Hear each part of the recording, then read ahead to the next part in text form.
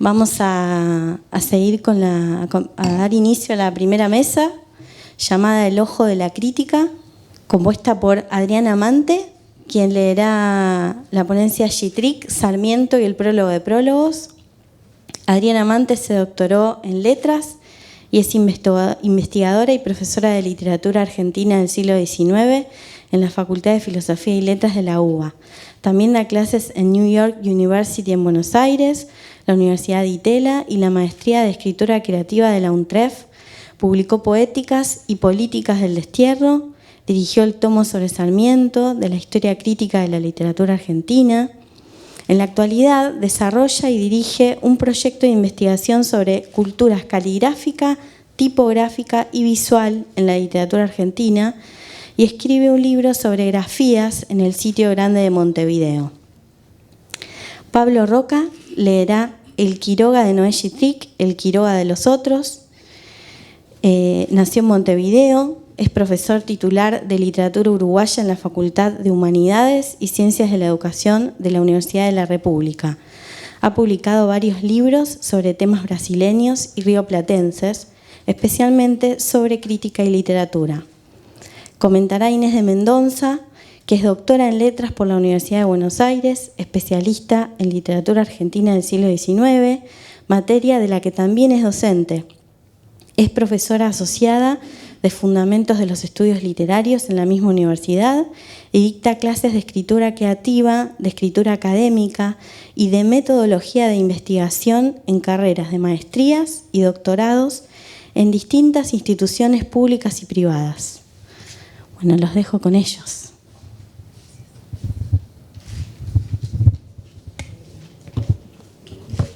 Pablo, bienvenido. Empezás tú. Bueno, buenas tardes. En primer lugar quería, como es de rigor, pero es imprescindible, agradecer vivamente la invitación que oportunamente se me hizo.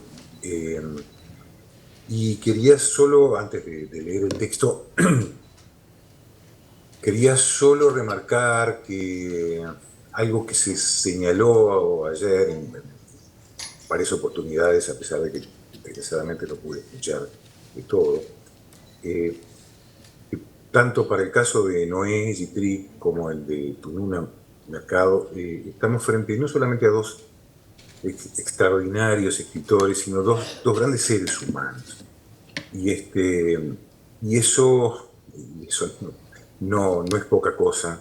En el caso particular de Noé, como se dijo, creo que fue el maestro Castañón, tenía esa capacidad de articular y de vincularse con personas muy diferentes, ¿no?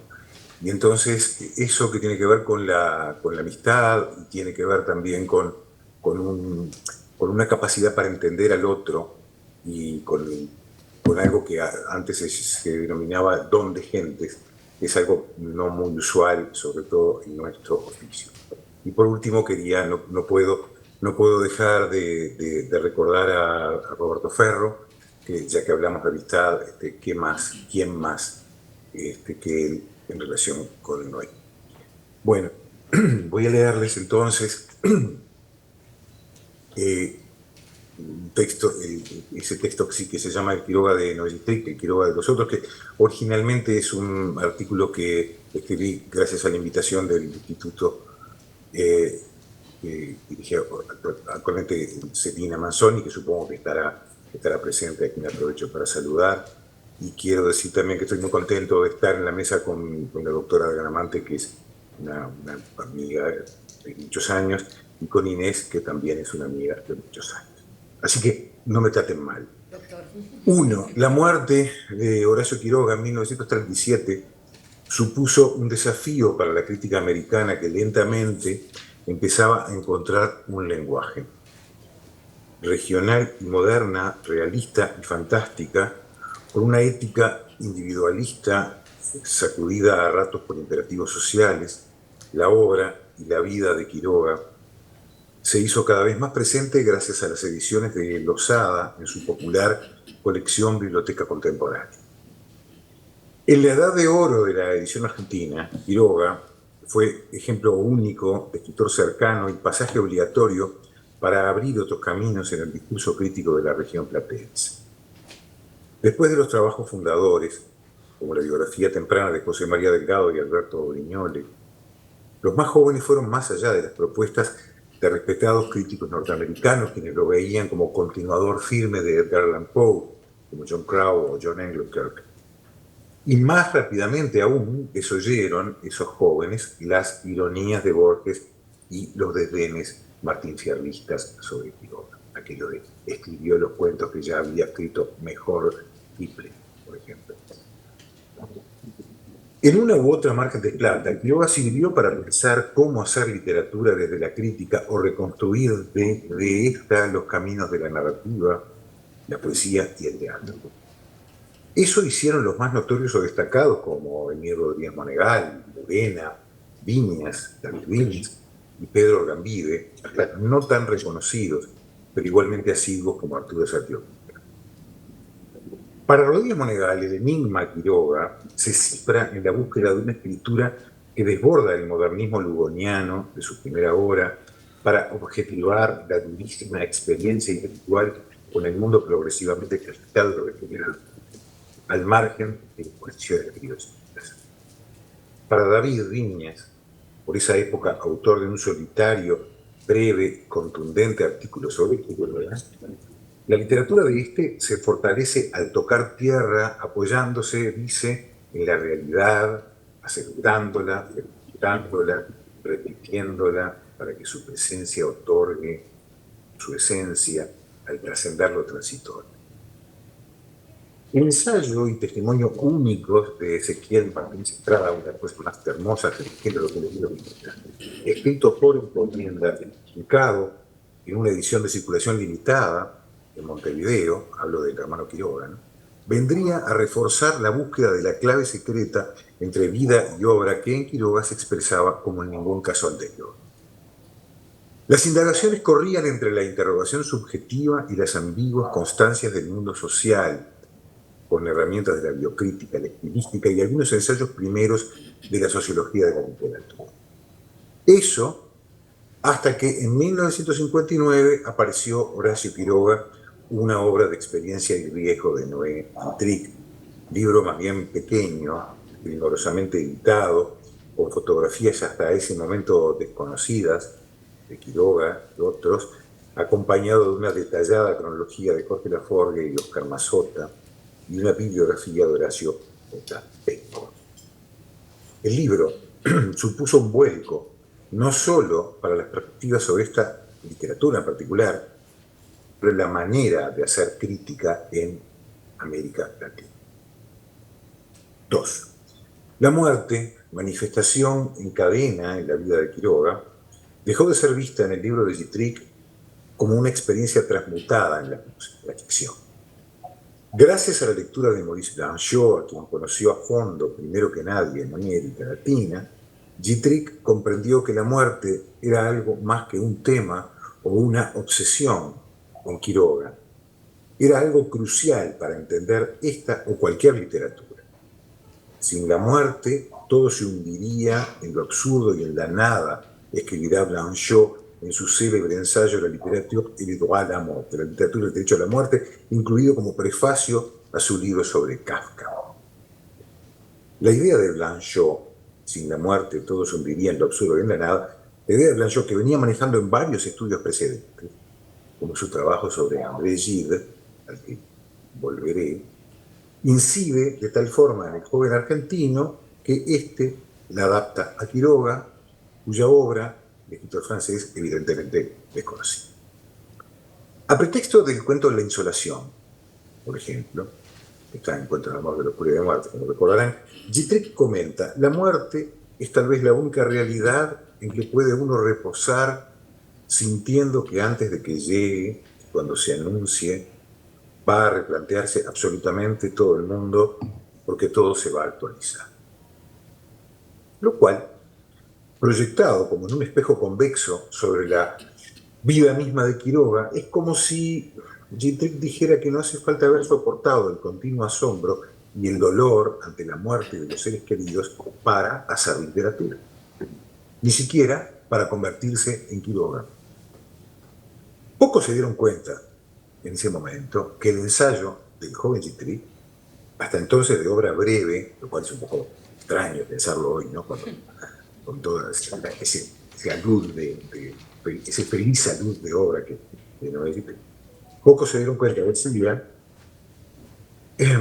que ese joven Guitry, que hasta entonces de obra breve y asociada a las aristas más políticas de la revista Contorno, a ese momento, trascendía las posiciones antes señaladas, a las que conocía y revisaba palmo a palmo, así como las exigencias cada vez más crecientes de la pedagogía, vorazmente devoradora de algunas piezas ejemplares de Quiroga, como La Deriva o El Almagón del Pluma. En una reseña aparecida en el diario El País, de Montevideo, Rubén Cotelo decretó que Guitry había, cito, trasladado nociones recién aprendidas, brillantes y seductoras, como acostumbran a confeccionar los franceses, y luego las enchufó en quien no correspondía. Aún así, Cotelo concedió que sus mejores hallazgos estaban en sus estudios de la actividad como experiencia, con lo que enriqueció el más bien débil concepto de objetividad que había postulado Rodríguez Monegal, sustituyéndolo por el de una objetividad material. Cotelo no pudo ver que esas lecturas francesas que permitieron a Guitry combatir tres proposiciones básicas y firmes de quienes lo antecedían, y que con su ensayo borró para siempre. Enumero esas tres proposiciones a partir de citas de Guitry, que al mismo tiempo gloso para mejor comunicación. Primero, el mito romántico que, hasta el texto de Guitry, aceptaba sin titubeos que lo autobiográfico constituye en sí mismo un valor estimable en cuanto al resultado expreso en la obra se parece fielmente al modelo que es el autor. Segundo, la falacia sobre la obra como un todo unitario y de parejo valor. No toda la obra de Quiroga, dice Guitry, obtiene la adhesión sin condiciones. Sus novelas, su obra de teatro y sus numerosos cuentos tienen forzosamente que ser descalificados. Tercero, la certeza de que la ficción se alimenta de las cosas de este mundo, la idea después de todo bastante instalada, pero no es su simple reflejo, con lo cual interpela a Guitry la objetividad defendida por Rodríguez Monegal, ya que, dice, para mí, lo de Quiroga consiste en una actitud que entraña consecuencias que de la expresión pasan al descubrimiento del mundo, o sea, y no al revés. No del mundo a la expresión, digamos. Una vida, en consecuencia, no es la sucesión de experiencias, sino que la experiencia es vivencia honda para la que todo anecdotario es prescindible. Basta ver lo que resta de aquel mundo en el que dejó rastros intransferibles en Quiroga, sus casas en Misiones, los senderos que se abren hasta ellas, las herramientas supérstites, los objetos personales. Basta leer sus ficciones para palpar esa fuerza. 3. Guitry avanzó sobre un proyecto ambivalente, propio del momento de formación en que se encontraba. Estamos, repito, en 1959, cuando es la primera edición del texto. Estaba deslumbrado, en efecto, por lecturas nuevas, pero no las adoptaba como fetiches, ya que conseguía compulsarlas con su objeto de trabajo fuera de que las seguiría cada vez con mayor celo y acuidado. Pese a su declaración metodológica entre el historicismo y la metafísica, dice, no podía renunciar a la potencia o incluso a la prepotencia del juicio habitual en la crítica activa, como se nota en su reiterada condena a la etapa modernista de Quiroga. Sus páginas juveniles, dice, están plagadas de falsos sentimientos y del detestable lenguaje delincuente de la época. O la anulación sentenciosa de algunas piezas, ya para muchos magistrales, por ejemplo, El Hijo, cuento blando y pobremente escrito, apunta. La literatura de Quiroga lo hace pensar sobre el sentido de la literatura, el problema de la vigencia de una obra. ¿Cuáles son las razones que fundamentan una perduración? Se pregunta. El concepto mismo de obra. Y aunque no ha llegado, quisiera remarcar esto, aunque no ha llegado aún a Roland Barthes y la discusión de esta noción, recuerden el texto de Barthes, ¿no? de la obra al texto, es decir, esta noción de obra que es sustituida por texto, se podría pensar que Gittrich está en esa misma búsqueda, quizá a través del Danshō como punto de encuentro con Barthes. Cito pasaje de Horacio Quiroga, una obra de experiencia y riesgo. El punto de partida, pues, reposa en el hecho de que, haciéndonos cargo del compromiso entre la irrealidad de la obra y la realidad del mundo en que aquella se alimenta, la obra se dinamiza y postula las mismas o parecidas complejidades que el mundo real. Si la realidad es, entonces el enigma radica en cómo la literatura puede asirla o aproximarse a ella. De ahí que Gittrich se apoya en 4 puntos claramente condicionados por sus lecturas existencialistas y por una literatura de la segunda ola vanguardista, por llamarla así, tanto europea cuanto americana. De nuevo cito enunciados glossos. Primero, el sentido de la experiencia considerado como rasgo fundamental de la literatura contemporánea. Segundo, la presencia de la actividad como expresión del hombre contemporáneo. Tercero, la soledad como camino para el descubrimiento y la aceptación de los propios límites.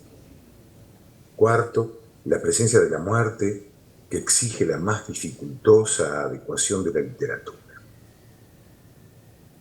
Por esa mirada, o por ese conjunto de miradas, Gittrich puede sacar a Quiroga del siglo XIX en cuanto a escritor subsidiario de una estética ya prefigurada, alejándolo de una discusión que lo veía como reproductor de las historias selváticas de Kipling, Borges, ¿no? O de los climas siniestros, o de horror a lo Poe, o de la visión amarga de Maupassant, o de la melancolía de Chekhov. En un giro audaz, Gittrich acerca a Quiroga a la literatura del siglo XX. De nuevo, Blanchot le ofrece una llave, pero no una fácil solución. Ciertos relatos de Quiroga están a escala de ficciones contemporáneas sin que haya orden de prelación. Experiencia y no influencia, parece decir Gittrich, como más adelante lo dirá ante otros casos, pero de manera análoga, Silviano Santiago. Experiencia y no influencia fertilizan la actividad creativa americana y de cualquier lugar. En esa serie que traspasa cualquier escalafón se incluye a Quiroga. Esa serie incluye Alimentos terrestres, Gide, Nadia, Breton, La condición humana, Malraux, Adiós a las armas, Hemingway, Los siete locos, Art, que nos aproximan un mundo problematizado, contradictorio y desgarrado.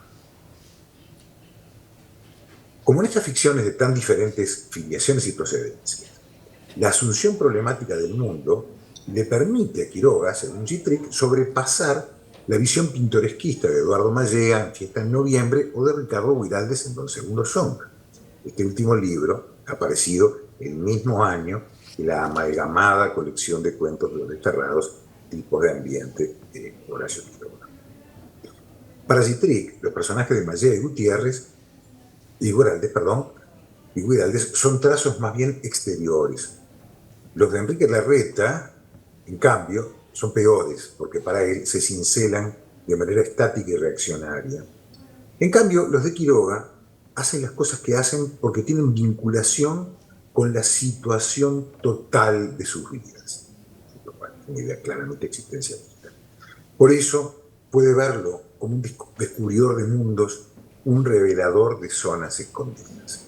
O sea, Quiroga le sirve a Gittrich de paso para seguir interviniendo en la polémica de su tiempo, para seguir intentando derribar ciertos ídolos e imponer otros modelos. Ajeno a los corsés de escuelas o las exigencias de manual, Gittrick aporta algunas iluminaciones que el futuro ayudará a entender. Propone, por ejemplo, una escueta pero intensa comparación entre Quiroga y Kafka, algo que entonces nadie se animaba a hacer y que sería retomado mucho después a partir de cuentos concretos, como Los destiladores de naranja. Pero no lo hace desde una retórica, no hace esta comparación, quiero decir, desde una retórica o una comunidad formal, sino por, cito, el mismo sentimiento de soledad y destierro, por la frustrada tentativa de regreso, por una concreción del mundo basada en el desarraigo. En otro pasaje del texto del libro, Gittrick consigue la unión de los contrarios. A partir del cuento de los precursores, que es un cuento que Quiroga nunca reunió en el libro, salió en La Nación, con después los textos publicados póstumamente, es el soliloquio de un mensú que ha participado de una huelga en Posadas. A Gittrick se le ocurre pensar la relación entre cuento escrito y cuento de matriz oral. En una nueva pirueta, como término de comparación, en este caso acude a Hombre de la Espina Rosada, que si Borges leyó el libro no le debe haber gustado nada. El énfasis y la coherencia discursiva de ambos relatores, dice, son antifolclóricos, y el lenguaje atribuido no existe realmente en boca de quienes lo ponen, y sobre todo al servicio de lo que dice. Nadie se había animado a proponerlo así, con tanta libertad e imaginación críticas. Horacio Quiroga, una obra de experiencia y riesgo, dejó para siempre un tono y una clave en el trayecto de ese escritor que fue Noé Gittrick. Allí está la cadencia oral de su prosa, junto a la frase que deambula, se vuelve sobre sí misma, pregunta, muerde y cautiva. Gracias.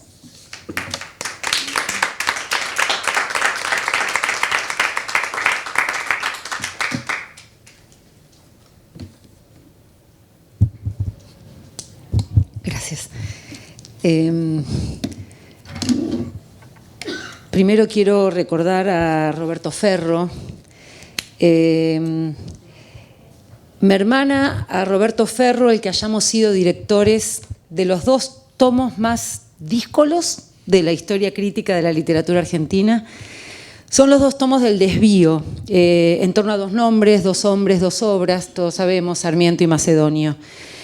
Que estos escritores, más que dos épocas y dos obras, son ellos mismos dos determinantes problemas teóricos, y eso nos hermana a Roberto Ferro y a mí por lo más evidente. Pero hay otras razones quizás menos evidentes, pero para mí profundamente conmovedoras, que fueron las charlas frecuentísimas que tuvimos Ferro y yo durante ese mes en que Noé estuvo internado. Hablábamos, por supuesto, de Noé, de su enfermedad, de la esperanza que teníamos de que pudiera superar el trance. Hablábamos de Oliverio, hablábamos de Magdalena, por supuesto hablábamos de Tununa. Hablábamos con Ferro de los amigos de Pereira que tanto se afanaban por cuidarlo a Noé. Y hablábamos también mucho de las ideas de Noé y las ideas que Noé y Ferro habían intercambiado esos dos primeros días cuando llegaron a Pereira y en el viaje también. Porque hablaron concentradamente, pero también abarcadoramente, con fruición, como lo hacían, de las teorías de la representación literaria. Y de todo eso me iba hablando Ferro, a su vez a mí, además de compartirme los partes médicos que se iban sucediendo y que también compartíamos y compartía conmigo Oliverio. Ferro me contaba, porque fue más de una vez, porque hablamos muchas veces, cuánto conversaban de lo que ahora, a partir del video que vimos ayer, que pasó Silvana, ahora voy a llamar la novela del corazón, ¿no? Ese sintagma certero que tiró Ferro en ese video que los unía. Esa novela del corazón, que como bien Ferro aclaró, no era un género azucarado de la literatura, sino que era el saber médico que como buenos pacientes con algunas cuestiones cardíacas compartían y habían ido componiendo, ¿no? Ferro y Noé iban desarrollando esa novela del corazón a fuerza de diálogos sobre las cuitas, las advertencias, los fármacos que los unían, pero sobre todo porque incluso cuando hablaban del cuore, se enredaban en incesantes conversaciones sobre todas las cosas de este mundo, como le sucede a esos de quienes se dice que son amigos, pero amigos de verdad, o sea, amigos de corazón. Empiezo con la ponencia, ahora sí. Gittrick, Sarmiento y el prólogo de prólogos. En la producción de Noé Gittrick, Sarmiento es una constante. Una invariante, tal vez, para decirlo en términos de Ezequiel Martínez Estrada, lo que no significa que fuera invariable, como lo demuestran los abordajes múltiples que Gittrick ha ido diseminando a lo largo de más de 50 años. Sí, todos lo sabemos, más de medio siglo. Y en este sentido, la definición de invariante se acercaría particularmente a la concepción matemática del término. Invariante como esa magnitud que no cambia de valor a pesar de sufrir transformaciones. En ese proceso de avances y modificaciones, es Gittrick mismo quien va recuperando las fintas de su propio pensamiento respecto de algunas de las cuestiones fundamentales de la estética y el ideario de Sarmiento, como sucede con el concepto de hombre representativo, que enuncia ya en Muerte y Resurrección de Facundo de 1968, pero incluso escrito antes. A ese concepto vuelve Gittrick certero y reflexivo en otras ocasiones, como si fuera no solo un nodo complejo del universo del autor de La vida de Quiroga, sino también una piedra de toque de las capacidades didácticas y dialécticas de su propio sistema crítico. Algo equivalente, y más determinante aún, ocurre con el concepto que da título al prólogo que Gittrick escribe en 1976 para la edición de Biblioteca Ayacucho, que se publicaría al año siguiente, en el 77. Me refiero a El Facundo, la gran riqueza de la pobreza. A contrapelo de lo que plantea Borges para sí mismo, ese prólogo de Gittrick es, sí, sin dudas, el prólogo de prólogos, una locución superlativa, como cuando se dice el cantar de los cantares. En ese texto de Gittrick, que podría ser considerado más que un artículo crítico, una nouvelle ensayística, Noé Gittrick encara las ambivalencias que genera Sarmiento y que genera su libro. Tema y objeto irritantes, decía Noé, que encarnan para unos la columna vertebral del sentido de lo argentino y para otros la suma del espanto histórico. Pero lo más interesante es que en ese pequeño tratado, que es el prólogo a la edición de la editorial Ayacucho, le interesaba a Gittrick una atención fundante para el Facundo, y lo cito, dice: porque si lo entendemos como un texto rico, lleno de fuerzas y de consecuencias que todavía nos antagonizan y nos proponen lecturas diversas y aún incompletas, ¿de qué modo podemos ligar esa riqueza con la modestia desértica, económica, social y cultural en la que se engendró en el corazón de un esquema patriarcal y sofocado? Dicho de una manera más directa, a Noé le importa y le importaba fundamentalmente, y dicho también con sus palabras, la relación entre realidad pobre y escritura rica. Que él sabía que podía rozarse con lo que modernamente se llamaba la antropología de la pobreza, y entonces se ponía en guardia y advertía, porque había un riesgo de que esa cultura de la pobreza convirtiera, y decía así, a los desposeídos en meros datos de un trabajo cultural y no en actores. Entonces él se ponía en guardia y marcaba esa alerta. Eso sí, el de la riqueza de la pobreza es un problema que no limita Noé al Facundo, antes bien lo expande proteicamente desde esa espléndida manifestación a otros emergentes de la literatura latinoamericana, como sucede cuando recupera el concepto a propósito de el Ulises criollo de Vasconcelos y las propiedades de su escritura. Pero la idea gana aún más aliento en el artículo sobre las crónicas de César Vallejo, titulado Otra vez, pobreza y riqueza, donde Gittrick plantea que la pobreza, si bien es claramente invalidante cuando condiciona los avances científicos o cuando condena al despotismo, acá no lo estoy citando, lo estoy parafraseando, puede en cambio, retomo, él dice: si la pobreza es invalidante cuando nos condiciona los avances científicos o cuando condena al despotismo, en cambio no solo no afecta, sino que además puede alimentar la creación. Porque, y ahora sí lo cito, dice: la imaginación crea desde y sobre la pobreza constituye, por lo tanto, una gran riqueza cuando eso ocurre, el único capital real de que disponemos y cuyo potencial no advertimos o nos desespera o nos invalida. Creo que es importante resaltar que Hitrig considera esa articulación entre pobreza del entorno y riqueza del producto como una ecuación estructurante, para proponerla como el fundamento de lo más importante que se haya producido en América Latina. Y la confirma, al menos en el ámbito cultural, por lo menos desde Sarmiento hasta el modernismo, para plantear de todos modos que en una perspectiva deseada y quizás hasta programática, incluso podría alcanzarse también en los planos económico y político como una posible salida de lo que él llama el atolladero. Y cualquier referencia a la actualidad no es imaginación. Pero Noé también se encarga de aclarar, y ahora sí, en esto lo voy a citar más largamente. Dice, desde luego, no se trata de condenarnos a la pobreza, sino de producir desde ella, como el dato real.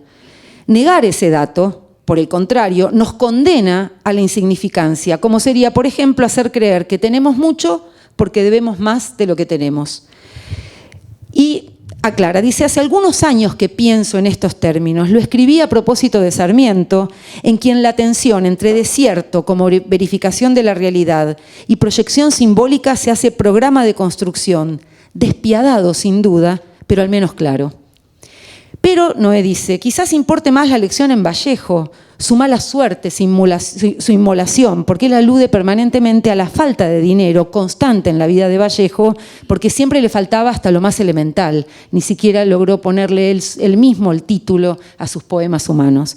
Entonces Noé dice, quizás importe más la lección en Vallejo, su mala suerte, su inmolación, para vislumbrar aquello a que debemos aspirar, o, dicho de otro modo, para reivindicar lo que sería la condición básica para ser realmente una cultura junto a otras. Así, me parece que es fácil advertir que Hitrig no piensa a Sarmiento solo en su inmanencia argentina, sino también en sus reverberaciones latinoamericanas. O mejor, que piensa a partir de esa obra conceptos a los que él mismo, más que encontrarles, les provoca reverberaciones latinoamericanas. La posición de Hitrig respecto de la fuerza de tracción de la literatura en particular es verdaderamente optimista, lo que no supone ninguna ingenuidad. Antes bien, es una apuesta lúcidamente demoledora a que, y acá lo cito, a la posibilidad de considerar que los medios de producción literaria, aunque sea en un único caso, pueden estar más desarrollados que los medios de producción económica. Lo repito porque la posibilidad de considerar que los medios de producción literaria, aunque sea en un único caso, pueden estar más desarrollados que los medios de producción económica.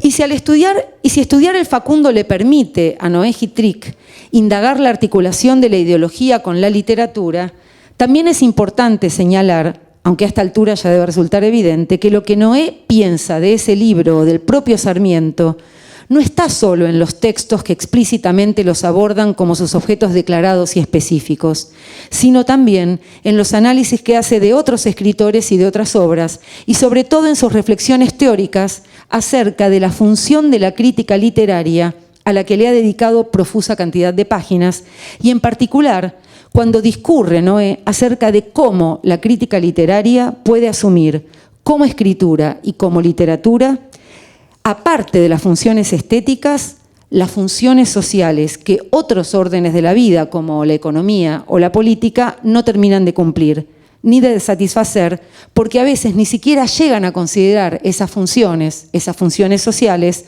que deberían cumplir como un imperativo. Por lo que se vuelve imperioso no solo repensar lo que plantea Noé Hitrig del Facundo, sino también en qué contextos postula lo que enuncia, porque aún sin desconocer el grado de universalidad que ya han adquirido sus estudios, hasta alcanzar el estatuto de clásicos de la crítica literaria, obviamente también latinoamericana, recuperar las circunstancias de producción y de enunciación de los textos de Noé puede devolvernos palmariamente la dimensión profundamente ideológica de las intervenciones intelectuales que realizó, como tan claro se vio ayer en las excelentes exposiciones que hicieron Demián Paredes y Facundo Giuliano. De ahí que el Facundo, la gran riqueza de la pobreza, sea un texto político, pero no solo por las cuestiones específicas que ese prólogo aborda, la significación del texto, la ideología del autor, los efectos de la literatura, sino además creo que es un texto político porque lo enuncia desde su exilio en México, desde donde despliega toda una serie de intervenciones que incluyen, claro está, los análisis de obras centrales de la literatura latinoamericana, pero también las preocupaciones, la palabra es la que usa Noé, preocupaciones teóricas sobre los modos de ejercicio de la crítica literaria y de sus implicancias éticas. En consecuencia, los análisis que Gittrick ha hecho de Sarmiento y de su Facundo son más que una intervención decisiva, eso lo sabemos, sobre la obra del más grande escritor del siglo XIX argentino. Son una verdadera puesta en acto de la crítica entendida como una militancia ética persistente y resistente. Crítica que se hace cargo no solo de las contradicciones de los textos, que lee, sino de las contradicciones de su propio tiempo, el de Gittrick, y de sus circunstancias. Así, cuando Noé Gittrick pone el foco de su interés en manifestaciones literarias del pasado, atiende, por supuesto, a las propias condiciones en las que el texto emerge, que siguen siendo relevantes. Pero es entonces justamente ahí donde el Facundo se alza para él como una usina privilegiada de esos sentidos para dispararse en una proyección mayor, debido a que ese texto todavía en acción, como él dice, porque es un texto todavía en acción. Porque al fin y al cabo, la pregunta que Gittrick se hace como otra de sus invariantes es, y la cito, ¿qué es lo que hace un texto? Y es un poco lo que también planteaba recién en relación con Quiroga Pablo Roca. ¿Qué es lo que hace que un texto, aceptado como tal por una época, siga durando y provocando de manera bastante espontánea ciertos efectos? Por eso es que Noé Gittrick lee la literatura del siglo XIX. Porque es uno de los modos más potentes de pensar también el presente y consecuentemente de intervenir en él, sobre todo cuando desde otros campos no se plantean conjeturas. Y por eso, a esa pregunta acerca de qué es lo que hace que un texto siga durando, podemos añadirle otra que provoca también los desvelos de Gittrick. Lo cito de nuevo. ¿Qué hay de perdurable en la literatura ya pasada? ¿Y qué es lo que la liga a nuestra necesidad y condiciones para la lectura del presente? ¿Cuál es esa contradicción por la que subsisten las resonancias de una referencia, aunque ya no quede ninguna memoria histórica ni vivencial de ese referente? Por eso, Facundo y Sarmiento, la obra y el escritor, como sombras terriblemente productivas, incitantes, vuelven en el pensamiento y en el trabajo crítico de Noé Gittrick, bajo todas las apariencias y en cualquiera de sus circunstancias. Ayer, certeramente, Guillermo Vitale mencionó el sintagma trabajo crítico, ¿no? Noé prefería hablar de trabajo crítico, incluso con mayúscula, para acercar la teoría literaria al sentido de una transformación, decía él, en el mismo sentido en que está implicada ese concepto en la idea de trabajo humano, ¿no? Y de ahí veía también la posibilidad de una autonomía de la crítica. Lo cito para ir cerrando, cito a Noé. La escritura de Sarmiento significa nada menos que una flexión en un proceso cuya lentitud debía ser exasperante y cuya nada utópico alcance no es otra cosa, disculpen, estoy leyendo mal. La escritura de Sarmiento significa nada menos que una flexión en un proceso cuya lentitud debía ser exasperante y cuyo nada utópico alcance no es otra cosa que la imagen de una literatura futura para un país que debía ser puro futuro. Por eso, dice Noé, porque intentamos hacer entender esa flexión, esta historia crítica, y se refiere obviamente a la monumental historia crítica de la literatura argentina, le dedica a Sarmiento un volumen entero. En paralelo y diferente, dice Noé, acorde con el que se le concedió a Macedonio Fernández, otro propulsor de la futuridad. Acá termina la cita. Potente, ¿no? Sarmiento, el profeta de la Pampa, como propulsor de la futuridad. Así entonces, el Facundo de Sarmiento nunca será solo un libro del pasado, sino ante todo el libro del porvenir, hacia donde lo siguió eyectando permanentemente la lectura de Noé Gittrick, este artesano de la crítica que en sus casi 100 años de vida pudo demostrar que al futuro él sería capaz de rozarle un ala aun cuando porfiadamente el futuro se le escabullera como a cualquier mortal. Gracias.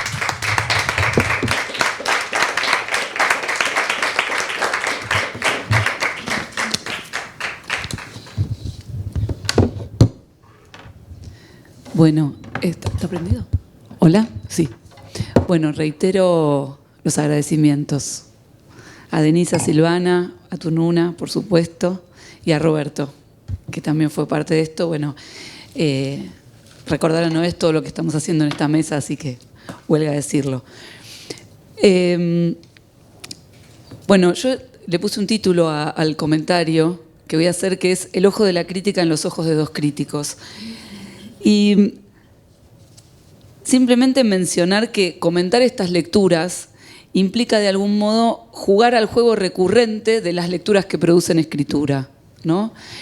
Por lo cual, aunque sucinta y brevemente, nos invita a disfrutar de una de las prácticas que Noé ejerció con pasión y de la que dos de sus colegas y amigos acaban de volver a darnos prueba y evidencia, tanto ellos como lectores críticos, cuanto el objeto de sus lecturas escritas. Así es que esto de las miradas de la crítica se sobreimpone, se sobreimprime y abisma. Los ojos y los oídos, y las manos y las voces, podríamos decir, de dos críticos que leen, escuchan, hablan sobre el crítico Noé, leyendo, escuchando y hablando sobre algunos de sus objetos de pasión lectora. Y debo decir que cuando Adriana comenzó con la constante sarmientina en la lectura crítica de Noé, el salto y la tentación estaban a 1 centímetro de la mano, puesto que quienes conocemos la labor crítica y las fintas del pensamiento de Adriana, en este caso, sabemos que esa constante es y ha sido compartida en este caso por la lectora y su objeto. Doble hélice de escrituras y palabras.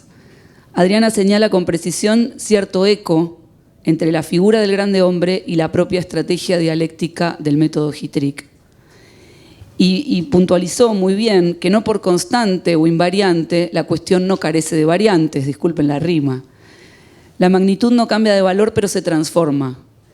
Y al iluminar la tensión dramática y productiva a la que Noé volvió varias veces, esa fuerza productora vinculada a la relación potente entre pobreza y riqueza, nos propone, en la lectura de Adriana, de algún modo revisar esa metodología, ¿no? La metodología Hitrik.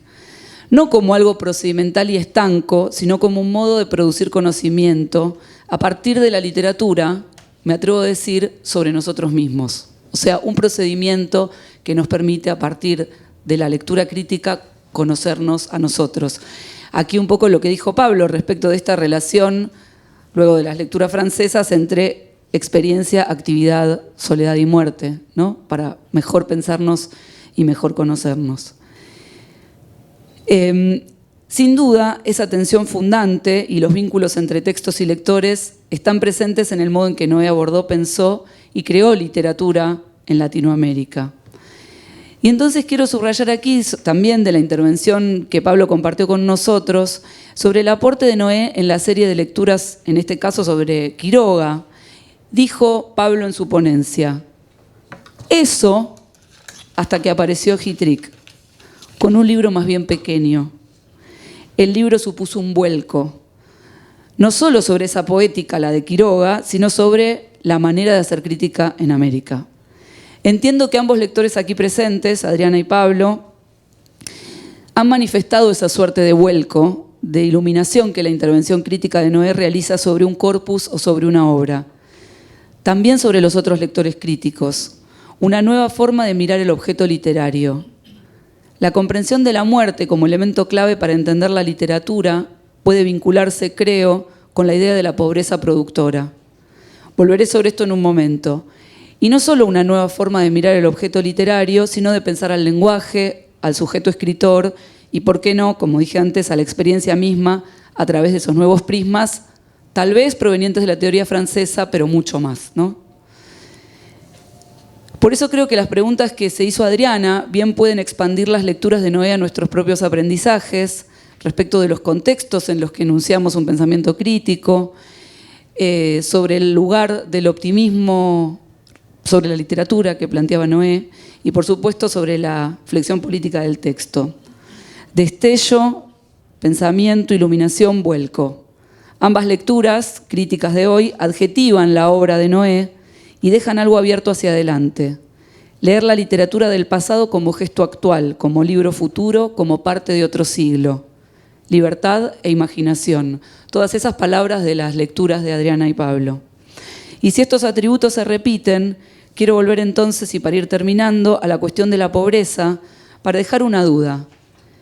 Pienso si la pobreza como tema y reflexión no habrá funcionado, también un poco aquí, a partir de las lecturas francesas y de las interpretaciones de psicoanálisis de Noé, como una falta, como un hueco, vacío posible.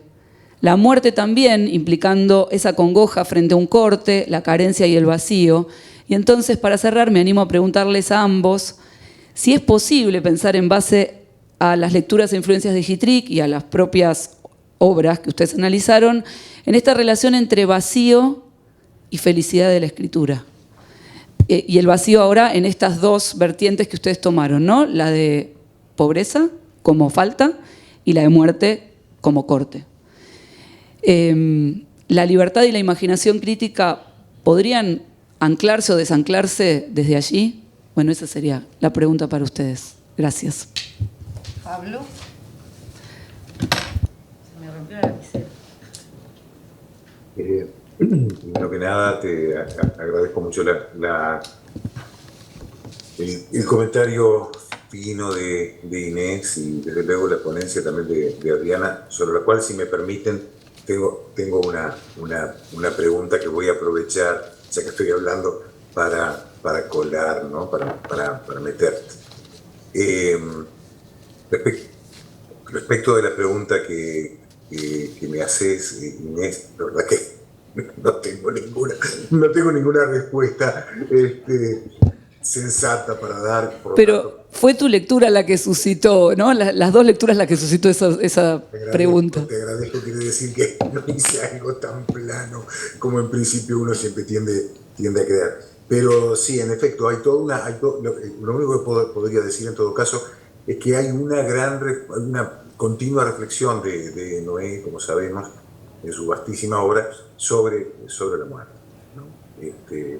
Y que entonces, fuera de otras variantes, más que invariantes, que le interesan observar en Quiroga, eso es algo que lo sorprende, que lo cautiva y que hasta cierto punto lo aturbe. Es decir, que no ve, por ejemplo, en otros autores a los cuales tanto admira, Macedonio, coetáneos, quiero decir, de Quiroga, ¿no? Más o menos, o como Roberto Arlt, ¿no? Es decir, hay un núcleo que lo cautiva y por ese lado viene la investigación, me parece, ¿no? En todo caso se proyecta luego hacia otro tipo de ficciones. Por ejemplo, Carlos Fuentes, por ejemplo, La muerte de Antonio Cruz, que es un texto acerca del cual también escribe, ¿no? Bueno, eso es lo que puedo contestar. Ahora puedo preguntar también. Para que conteste. Hay un librito. Bueno. Yo decía, no puedo contestar, dale. Un librito. Bueno. No, pero ya de paso hablamos. Hay un librito, un pequeño libro de Gittrick, que tengo acá, que se llama Sarmiento, El regreso. Es un libro que reúne textos breves, y es relativamente reciente, por no decir muy 2016, ¿no? En el que hay un texto de 2001, es una carta que Gittrick le escribe a Roberto Fernández Retamar a raíz de la publicación en la revista Casa de las Américas. Todo esto después trae una serie de idas y vueltas de respuestas, de un artículo en el que se identifica a Sarmiento como, digamos, un autor de derecha, para decirlo muy rápida y toscamente, y hasta como inspirador de la dictadura de Batista. Entonces Noé dice que no coincide en absoluto con ese tipo de lectura y que en todo caso se permitiría plantearle algo que seguramente lo va a asombrar, y es que ve a Sarmiento como un inspirador de la Revolución Cubana.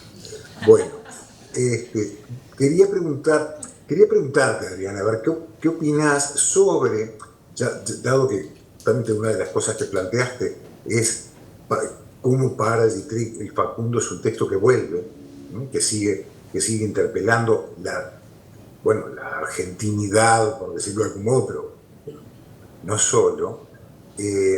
¿Cómo se puede ver o cómo ves tú esa actitud casi militante de defensa de alguien que, por otra parte, otros atacan tanto, que creo que es una actitud que también, no digo que hayas heredado de Dietrich, pero que de alguna forma te aproxima también a él, ¿no? Esa defensa implacable de Sarmiento, ¿no? Sí, bueno, es una militancia de la inteligencia de Sarmiento más que de la suscripción absoluta a sus ideas, ¿no? En Noé, también digo, salgo a decir eso en relación con Noé. Noé tenía, siempre se prestaba e iba, me acuerdo una vez fuimos a San Juan, que para una invitación que nos hace el Estado argentino, digamos, el gobierno en ese momento, y él decía, algo organizado por un gobierno peronista en San Juan, donde iba a haber gente refractaria a esa posición y defensores a ultranza de Sarmiento, con un gobierno que ya había dado muestras de que la figura de Sarmiento le resultaba particularmente incómodo. ¿Con qué nos vamos a encontrar?, decía Noé, ¿no?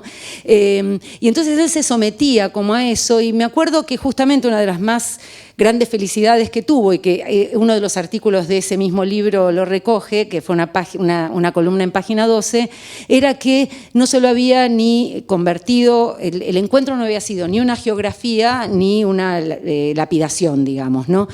Yo creo que Noé pudo ver muy claramente lo que también la crítica brasileña ha visto, pero que en el caso brasileño fue menos problemático y exitoso, y en el argentino es casi una imposibilidad, y es, vos lo sabés bien, la lectura productiva de Sarmiento que ha hecho Antonio Cándido, ayer mencionábamos también un poco eso, ha dado en esa dialéctica del malandraje la mejor combinatoria, explicado, por ejemplo, por Paulo Arantes, que dice, es una dicotomía, es un dual porém combinado, ¿no? Un dual combinado. Y eso fue lo que funcionó maravillosamente en la cultura brasileña, que les permite esos movimientos de cintura, hasta Bolsonaro al menos,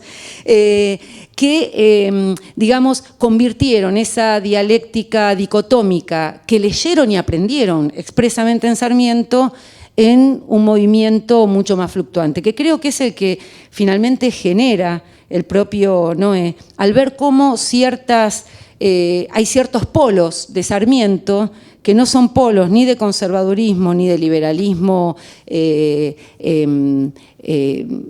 como violento siempre frente a ciertas minorías, sino también que permitían puntos de fuga donde uno podía ver ir a la saga de esos puntos de fuga.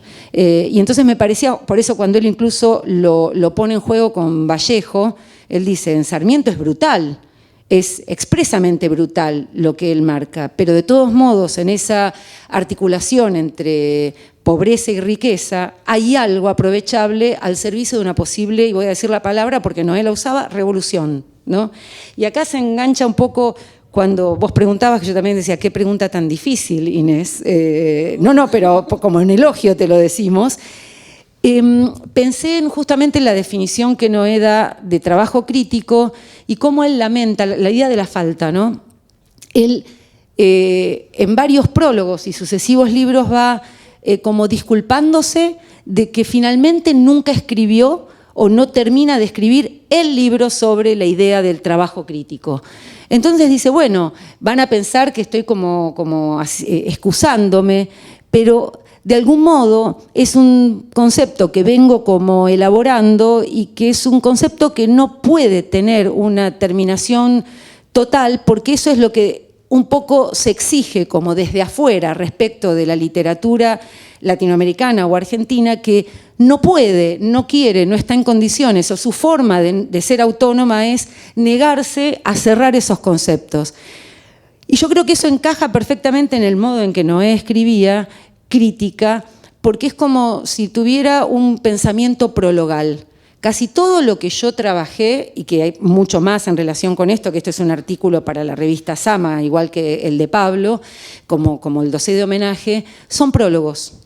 Y Noé tiene una escritura prologal de estar en permanente proceso y elucubración de algo que solo cierra transitoriamente. Y entonces también cada prólogo funciona como un epílogo, porque él también escribió muchos epílogos, ni hablar todos los de la historia crítica de la literatura argentina, pero los epílogos en Noé no son conclusión ni cierre, sino de algún modo una especie de recapitulación de lo anterior para ver el estado todavía inconcluso en el que quedó y poder seguir avanzando hacia eso. Entonces digo, de nuevo, él creaba desde la falta y volvía a la falta no un alibi, no una coartada, sino, o si lo convertía en una coartada, era una coartada productiva para producir, por un lado, crítica, por otro, literatura y por otro, la mezcla de ambas cosas, ¿no? Claro, solamente una cosita para complementar esto. Claramente en el discurso de Noé hay una mayéutica, esa cosa de preguntar para poder responder. Y esto a su vez, de ahí que, digamos, uno puede pensar, tú lo acabas de decir, no existe en esa inmensa obra que escribió Dietrich, no existe una obra, un libro total, ¿no? El caso Sarmiento es interesante porque escribe el Muerte y Transfiguración, que es un libro breve para el centro editor, si no recuerdo mal, un prólogo, otros textos breves, en fin, y es una de las preocupaciones mayores que él tiene, junto con Quiroga, con Macedonio, etc. Porque lo suyo pasa por otro lado, pasa por esa necesidad de estar interrogando permanentemente al mundo, y por lo tanto tiene que producir algunas respuestas. Y eso tiene mucho que ver, se señalaba ayer, su filiación, en este sentido al menos con Pedro Enríquez Ureña, creo que fue Gonzalo Sailorio quien lo dijo, tiene mucho que ver con la preocupación por el otro y por lo tanto por la enseñanza, ¿no? Es decir, no tanto la investigación en el sentido más clásico, ortodoxo que estamos acostumbrados a ver ahora, sino vinculado a la actividad de hablar, al diálogo y a entregarse a la escritura del otro. Por eso es tan difícil escribir sobre Noé. Digamos, cuando uno se mete es como proliferante y literalmente rizomático, ¿no? O sea, cuando vas solo a la saga, ponele de Sarmiento o de Quiroga, prolifera porque cuando está hablando de Sarmiento se va a otro y después entonces también tenés que ver los repiques, entonces es casi inabordable y bueno, el punto es también cómo poder seguir esa finta, dijiste vos. Era palabra tuya. Exacto. Ah, era mía. Bueno, pero la convalidamos. Y una cosa que se me ocurría escuchándolos y pensando en la obra crítica de Noé, es que en esta condición de obra, yo creo que hay algo, ¿no? La verdad que pregunté esto de la falta porque me parecía que era algo que unía las dos intervenciones y sobre lo que había reflexionado Noé también, ¿no? Pero en este sentido, realmente como un núcleo productivo de proyectarse a la trascendencia también, constantemente, que tiene que ver con la docencia en un sentido amplio, y su amabilidad, ¿no? La amabilidad de su texto, más no falta de crítica y de dureza, como bien vos señalaste en las menciones al pintoresquismo, a lo de Larreta, ¿no? O sea, pero sin embargo, con dureza y en algunos casos con cierta dificultad, sus textos son amables con el lector en ese sentido de la mayéutica, ¿no? Pero quería preguntarles si les parece que la brevedad puede ser también un signo del método Noé, que no es uno solo, ya sabemos, ¿no? No hay una sola obra, como vos mismos mencionás, pero sí creo que, como plantea Adriana, hay una incesante acumulación y reformulación que va construyendo un tipo de obra más, orgánica, ¿no? O sea, no esquemática. Yo quizás no suscribo lo de la brevedad. Muchas veces doy en los cursos de escritura el ejemplo de cómo manejar una oración de 10 líneas sin perder la compostura y logrando que era la finta de su pensamiento, ¿no? Él avanzaba para retroceder, negarse, postular una nueva conjetura, avanzar sobre otra cosa y abrir otro camino. Y uno decía, ahora, ¿eso qué es? ¿Es ambigüedad? ¿Es incapacidad de definir? No, era estar en permanente puesta en crisis de lo que él mismo podía afirmar, pero con una contundencia, porque si hay algo que además le molestaba, ¿no? Y creo que esto en todos los órdenes de la vida era la aquiescencia. No soportaba cuando alguien acríticamente aceptaba cualquier cosa del otro, incluso por ser su amigo, y era un polemista duro, pero absolutamente amable, ¿no? Que uno no parecía que él se estaba peleando ni con uno ni con el otro, sino porque lo que lo movía era llegar a la verdad, no quiero decir verdad, pero digamos, a algo en relación con la cosa. Por eso muchas veces, y todos lo sabemos, porque terminábamos, sobre todo en la época de pandemia, terminábamos un Zoom de largas encuentros que habíamos tenido, de cosas que hacíamos con el instituto, de cualquier tipo y factor, con conferencistas de muy alta producción y demás, y él, por ejemplo, sonaba el teléfono inmediatamente y me decía, ¿pero a vos no te pareció entonces que en ese momento, en realidad, y postulaba cualquier objeción a cualquier persona? La ¿no? verdadera conversación infinita. La verdadera conversación infinita con Noé, ¿no? Que era, bueno, fue algo que Adriana mencionó, ¿no? Como uno sigue en esa conversación. Pensaba en la brevedad en términos de obra, aunque es totalmente una locura decirlo, pues es una obra inmensa. ¿Cuántos libros? No sabemos todavía. Silvia Zahita los había contado, pero mucho antes de que Noé muriera, y escribió mucho más. Estaría bueno, no sé, hacer la estadística. Eso también, medir por metro, me encanta. Sí, pero exacto. Pensaba en 1,5 metros, nos quedamos cortas, me parece. Luego habría otro 1,5 metros de prólogos, de antología. Ya son 3 metros. Revistas, sí, ahí ya, pero digamos, libros de autor no hay que escribir, es un estante de 1,5 metros. Claro. Pensaba en la brevedad en el sentido de su postura de obra crítica, que igual no es tan breve, pero digo, no hay un gran libro sobre uno de sus autores o objetos de literatura favoritos, ¿no? Un poco eso. Pablo está por agarrar algo de la biblioteca. Pablo. A ver. No, yo acá no tengo. Solo para confirmar, hay un libro que se publicó en Córdoba, que tiene como coautor, que en realidad lo es relativamente, Demian Paredes, no es Demian Paredes, 6 miradas, conversaciones sobre literatura. Es decir, la conversación es uno de los puntos clave me parece, en el discurso de Noé. Es decir, y eso, claro, nosotros tenemos la ventaja, hemos tenido la inmensa fortuna de haberlo podido conocer y disfrutar, pero quedará, digamos, estoy hablando como texto, ¿no? Es decir, no hace falta haberlo conocido, haberlo visto nunca, basta leer sus textos para notar esa pulsión, vamos a llamarle así, esa pulsión dialógica y oral, ¿no? Y eso hace, en ese sentido, es verdad lo que dice Adriana respecto de esa estructura sintáctica tan particular que él tiene. Habría que hacer un estudio de verdad sobre el asunto, pero a mí me parece que eso tiene que ver por lo menos con 3 cosas. Primero, con su origen, es decir, él viene de una familia que no es precisamente muy competente en el uso del español, ¿no? Es decir, él tiene que es la primera generación en tierra americana, ¿no? Es decir, de un hablante del español que adquiere esa lengua en un sentido alto. Y eso me parece que no es poca cosa. No lo estoy diciendo con demérito, sino todo lo contrario.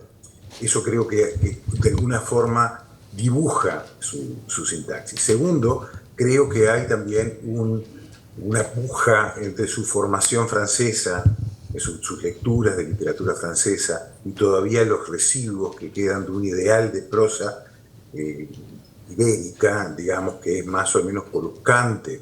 Y en tercer lugar, creo que hay una resistencia al ideal de prosa más precisa, más breve, que establece Borges, ¿no? Ahora estamos acostumbrados a todo eso porque se produjo como una especie de revolución en el lenguaje, pero eso habría que verlo en el contexto de los años 40 y 50, en los cuales él empieza a escribir. Y luego lo de la brevedad, y con esto cierro, yo quiero decir, coincido con Inés en el sentido de que son textos en general los que él ha escrito más bien breves. No hay textos de muy largo aliento. Y eso tiene que ver, creo, con el ejercicio de la crítica y de la polémica, que mencionaba también Adriana, en el cual se formó. Es decir, Noé Gittrick es, como también lo fue Viñas, como lo fue Murena, como lo fue Rodríguez Monegal, como lo fue Ángel Rama, etcétera, un escritor, es decir, que hizo crítica también para defender ciertas posturas estéticas y para intervenir. Es decir, no era un scholar. Ahora que la universidad lo ha ocupado todo, la universidad en términos genéricos, ¿no?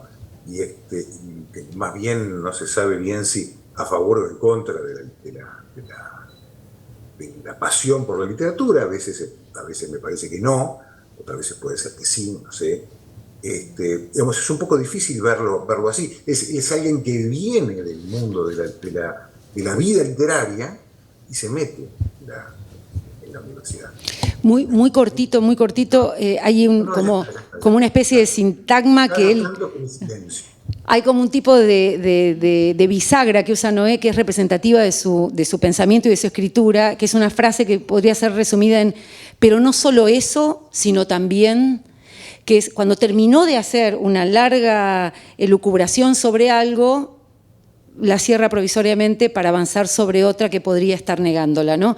Y con esto te digo, y con respecto al uso del lenguaje, cuando hicimos el tomo de Sarmiento, una de las cosas más maravillosas, de las tantas, aparte de las comidas también que me servía Tununa y cuando iba a trabajar allá, era la fruición con la que él leía los textos para encontrarles el tono justo y estaba muy pendiente de los galicismos, por ejemplo, y los vetaba. Y yo aprendí ciertas cosas, yo que igual me preocupa la gramática, me preocupa la expresión y la corrección de estilo, cosas que ahora a mis estudiantes les digo, Noé dice que eso no se dice. Dar cuenta de, que es el giro típico jergoso de filosofía y letras. Noé decía, en francés, dar cuenta de algo era comerse completamente el plato, ¿no? Arrasar con la comida completa, así que no me vengan con dar cuenta de nada, ¿no? Y cosas así.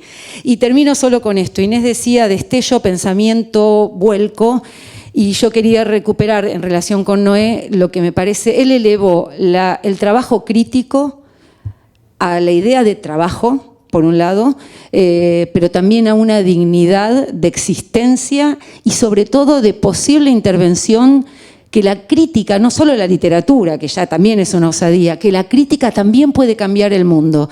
Y si bien eso es maravilloso y nos parece casi impensable, pero no solo es maravilloso y un plan posible, sino que exige una responsabilidad, y él estaba atento a asumir esa responsabilidad y ese compromiso militante de una ética que hacía que el trabajo no fuera ni superfluo, ni tonto, ni gratuito, en el sentido de que no importara, sino algo que quizás, ¿por qué no?, estar haciéndolo siempre pensando que podíamos lograr con eso la revolución. No sé, no vamos a poder, pero bueno, él sí. Pero sin embargo hay algo que bueno, no es exactamente lo que ustedes trajeron para leer aquí, pero sí lo que estamos comentando, que tiene que ver con la cualidad de huésped de Noé, ¿no? De hospedarnos a todos en su, y Tununa también, hasta en su propia casa, a los que nunca había visto, que ya lo hemos dicho tantas veces, pero creo que es importante volverlo a decir, un alguien que llevaba un papelito al instituto y Noé te abría las puertas de su casa, si estaba Tununa te ofrecían un té o lo que había, y se ponía a escuchar, en el sentido más complejo del término, tu propuesta, ¿no? Tu proyecto. Y me parece que ahí, digamos, no sé si llegara la revolución, pero también recupero los años de pandemia que tuvimos tanta actividad y tanto intercambio de conversación y discusión. Noé señaló mucho el privilegio de poder seguir preocupándonos por la literatura, ¿no? Y no sé si al mundo, pero a nosotros mismos sí nos estaba salvando. Entonces, vuelvo a esta relación entre experiencia y escritura, experiencia y lectura, no en un sentido banal, ni en un sentido superficial, sino todo lo contrario, porque creo que todos los que escuchamos a Noé intervenir en cientos, miles de lecturas, si algo le molestaba mucho era lo superficial, ¿no? Y cuando a todos nos ha pasado que hacemos tal vez una pasada un poco suave por un texto, Noé tenía esa capacidad de señalarla, ¿no? Y decir, ahí no te está yendo a la trama, pero esto es solamente que el protagonista y el antagonista, ¿no? Por decir. Entonces, quiero rescatar de las lecturas muy detalladas que hicieron Pablo y Adriana. Cuando mencioné lo del contexto, no es una generalidad, sino que ellos mencionaron ediciones, características de cada soporte en el que se expresaba ese discurso, concurrencias, ¿no? De las lecturas o de las situaciones vitales, en México, o el momento en el cual se producía un texto. Creo que esas especificidades hacen a la cosa y que Noé tuvo y nos sigue ahí marcando como padre exigente en el mejor sentido, la fineza, ¿no? Y digo, cuando pensamos cómo producir crítica en contexto, el contexto para nosotros es también todo eso. No es lo mismo un texto en un sitio que en otro, no es lo mismo una edición que la otra, no es lo mismo el primer Sarmiento que el segundo, que no es una obra unívoca. Ese ejercicio de la delicadeza y de la precisión creo que es una ética del trabajo crítico, ¿no? Me parece que ustedes lo ejercieron con Noé hoy, así que, bueno, gracias. No, gracias.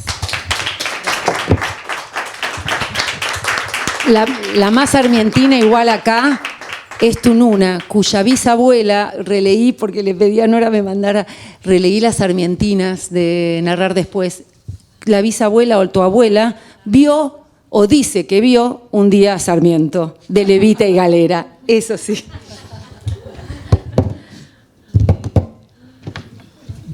¿Alguien quiere hacer algún comentario sobre lo que escucharon o algo? Perdón, yo juré porque pensé que estábamos... No, pero no, es tan productivo, tan lindo que no sé. Bueno, 2 minutos y después continuamos con la mesa siguiente. Gracias.